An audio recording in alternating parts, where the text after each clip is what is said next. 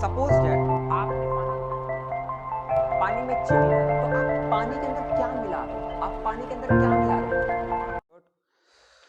अच्छा, अब सब धीरे धीरे लाइव पे सब आते जा रहे हैं। तो सुबह के 7 बज रहे हैं और काफ़ी सारे बच्चे लाइव आ चुके हैं। मुझे बहुत अच्छा लग रहा है कि आज बहुत सारे बच्चे लाइव आए हैं। तो आज हम लोग बहुत बहुत बहुत प्यारा टॉपिक और बोर्ड के पर्पस में बहुत प्यारा टॉपिक है, factor affecting rate of reaction. क्या होगा?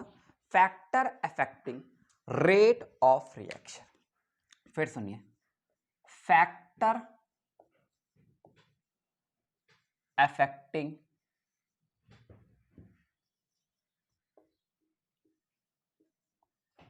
Rate of reaction. अब प्यारे प्यारे बच्चों, ये क्या होता है मैं आपको समझा रहा हूं। सपोज दैट ये कोई आपका रिएक्टेंट है। क्या है? रिएक्टेंट। सर ये तो रिएक्टेंट है। बिल्कुल सही बात है, बिल्कुल क्लियर बात है, ये रिएक्टेंट है। अब ये रिएक्टेंट सर पी में जा रहा है। कहां जा रहा है? पी में जा रहा है। अब ये रिएक्टेंट पी की तरफ जा रहा है। सिंपल सी बात है। सपोज दैट आपको ठंडे पानी से नहाने में डर लगता है। आज तो मैं नहीं नहाऊंगा, ठंडा पानी बहुत है, 5 डिग्री सेल्सियस टेम्परेचर है। सर मुझसे नहीं हो पाएगा, न मैं नहीं नहा पाऊंगा। तो आप क्या करते हो? आप ठंडे पानी को गर्म करते हो। क्या करते हो? ठंडे पानी को गर्म करते हो। क्लियर बात? जब आप ठंडे पानी को गर्म करते हो तो ये भी तो रिएक्शन है। क्या देते हो आप? हीट देते हो। क्या देते हो? हीट देते हो। मान लो 21 जून का दिन है।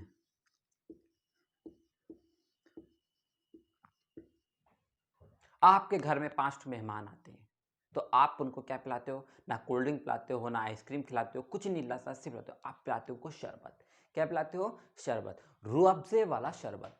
अब रूअफ़ज़े वाले शरबत में क्या हो? आप पानी के अंदर चीनी को मिला रहे हो, मतलब कॉन्सेंट्रेशन मिला रहे हो। आप शरबत के लिए हीट थोड़ी करोगे, आप क्या कर रहे हो? यहां पे कॉन्सेंट्रेशन मिला रहे हो।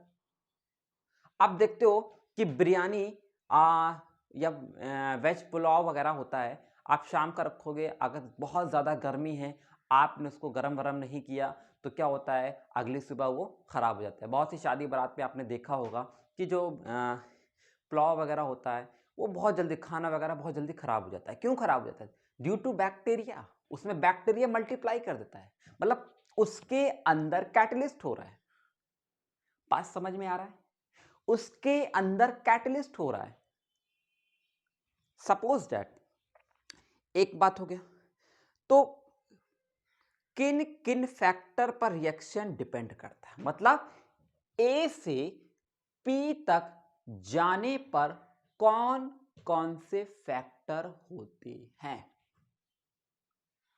तो पहला फैक्टर हो गया आपका, ए से पी तक जाने जाते एक फैक्टर होता है आपका कॉन्सेंट्रेशन। शरबत वाला एग्जांपल अभी बताया आपको। तो कॉन्सेंट्रेशन, अगर आपके घर में कोई मेहमान आया है, आप उसको क्या पिलाते हो? शरबत। और शरबत कैसा होता है? चीनी मिलाते हो, मतलब कॉन्सेंट्रेशन का मिलाना कर रहे हो। आप कॉन्सेंट्रेशन को मिला रहे हो। Is that clear? यस और नो? अब सेकंड पॉइंट होता है टेम्परेचर। ठंडी लगती है, मम्मी मम्मी मम्मी मम्मी मैं नहीं नहाऊंगा सुबह के टाइम। Stat clear? तो आप क्या करते हैं? आपकी मम्मी आपको पानी को गर्म करती है, मतलब ठंडे पानी को गर्म कर रही है। That clear? आप कच्ची पनीर तो खाओगे नहीं, आप ग्रेवी पनीर खाओगे तो क्या कर रहे हो? हीट कर रहे हो। That clear? आप कच्चा खाना तो खाओगे नहीं, आप कच्चा पिज्जा तो खाओगे नहीं मार्केट का, उसको भी तो गर्म करना पड़ता है। मार्केट में जाते हो, सर समोसे ठंडे, नहीं नहीं नहीं, समोसे गर्म चाहिए, तो क्या कर रहा है? हीट कर रहा है, ड्यू टू रिएक्शन। टेम्परेचर, तो वो किस पर डिपेंड करती है? टेम्परेचर। वो रिएक्शन किस पर डिपेंड करे? टेम्परेचर। अब बेटा तीसरा एग्जांपल है कैटलिस्ट। तीसरा एग्जांपल होता है, तीसरा फैक्टर होता है कैटलिस्ट। अब सर कैटलिस्ट क्या होता है? बिरयानी, मान लीजिए वेज बिरयानी है, शादी बारातों में जो बिरयानी होती है, आप देखते हो कि सुबह के टाइम पूरी खराब हो जाती है। अगर टेम्परेचर 21 जून का है, मतलब 21 बहुत गर्मी है, ठंडी की बात नहीं कर रहा, ठंडी में खाना नहीं खराब होता, बट गर्मी में खाना खराब हो जाता है। क्यों खराब हो जाता है? Due to bacteria. Bacteria multiply करता है, और बैक्टीरिया मल्टीप्लाई कब करता है? 25 डिग्री सेंटीग्रेड पर। Is that clear? यस और नो? ठीक है। और चौथा होता है हमारा प्यारा प्यारा प्रेशर। प्रेशर में क्या होता है? नाइट्रोजन को कार्बन के साथ मिला दिया, कार्बन को ऑक्सीजन के साथ मिला दिया, मतलब गैस गैस को खेलना, गैस गैस को मिलाना। ठीक है, इज दैट क्लियर? तो ये 4 फैक्टर होते हैं जिनकी वजह से रिएक्टेंट ए से पी में जाता है। Is that clear? तो हम लोग ने अभी एक टॉपिक पढ़ा था रेट ऑफ रिएक्शन, अब हम लोग पढ़ेंगे पूरा factor affecting rate of reaction. मतलब केमिकल काइनेटिक्स सिर्फ 2 पार्ट में है, एक होता है रेट ऑफ रिएक्शन और दूसरा होता है sir factor affecting rate of reaction. Is that clear? अब मैं आपको आगे की तरफ लेके चलता हूं।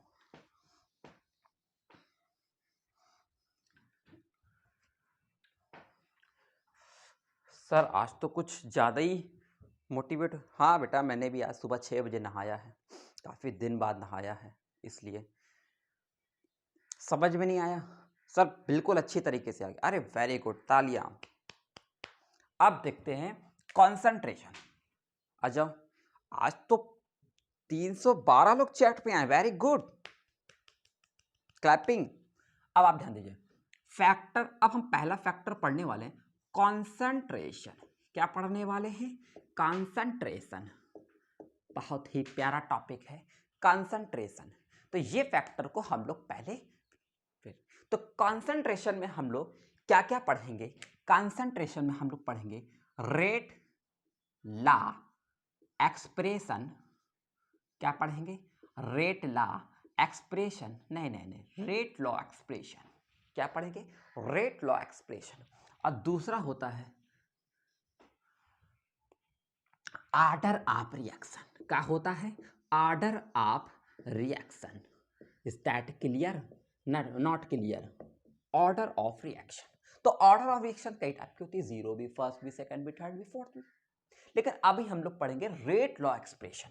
तो रेट लॉ एक्सप्रेशन पढ़ने से पहले हमको एक प्यारी सी चीज सीखना पड़ेगा, रिएक्शन। क्या सीखना पड़ेगा? रिएक्शन। Very good. तो हम लोग यहां पर रिएक्शन के बारे में जानेंगे। अब नॉर्मली जो रिएक्शंस होती है या तो सिंगल स्टेप में होगी, जो रिएक्शन का मैकेनिज्म होता है या तो सिंगल स्टेप पर होगा या तो डबल स्टेप पर होगा। ध्यान दीजिएगा, नॉर्मली जो आपकी रिएक्शन होगी या तो सिंगल स्टेप पर होगी या तो बेटा आपकी डबल स्टेप पर होगी। ठीक है, अब सिंगल स्टेप, एक होता है सिंगल स्टेप। सिंगल स्टेप का मतलब क्या होता है? सर प्लीज प्लीज प्लीज बताइए। सर बिल्कुल बताएंगे। और एक होता है आपका multi step.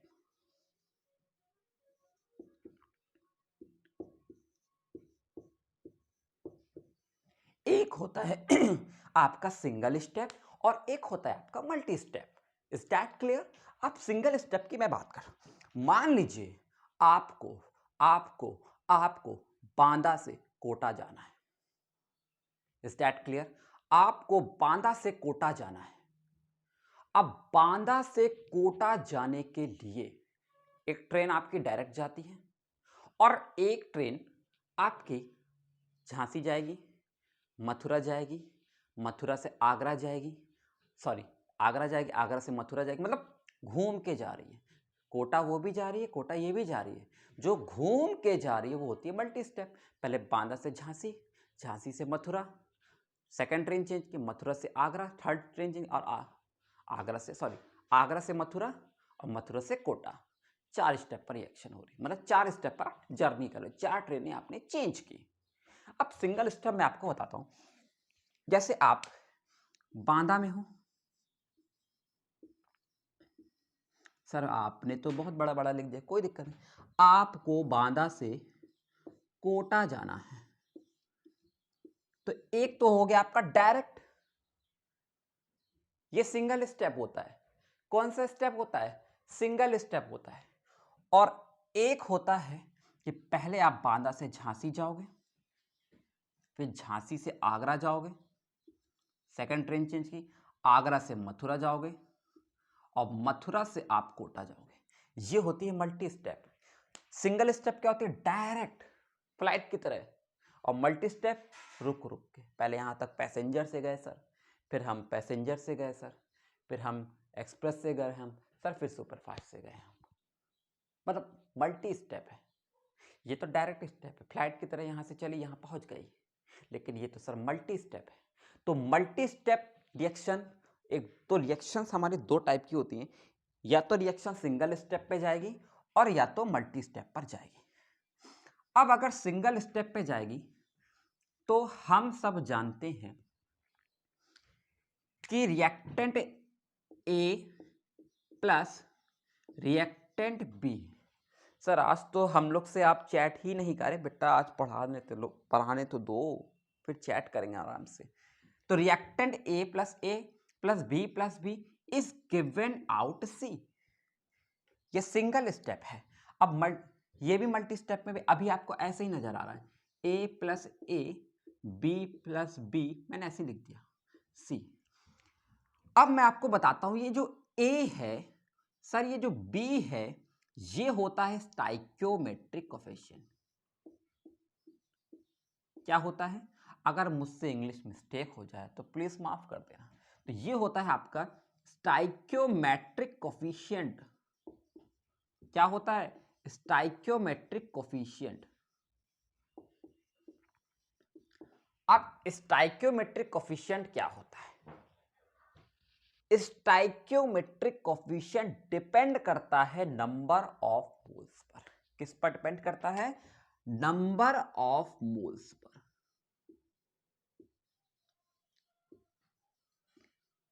Number of moles of reactant पर। किस पर डिपेंड करता है? रिएक्टेंट पर डिपेंड करता है।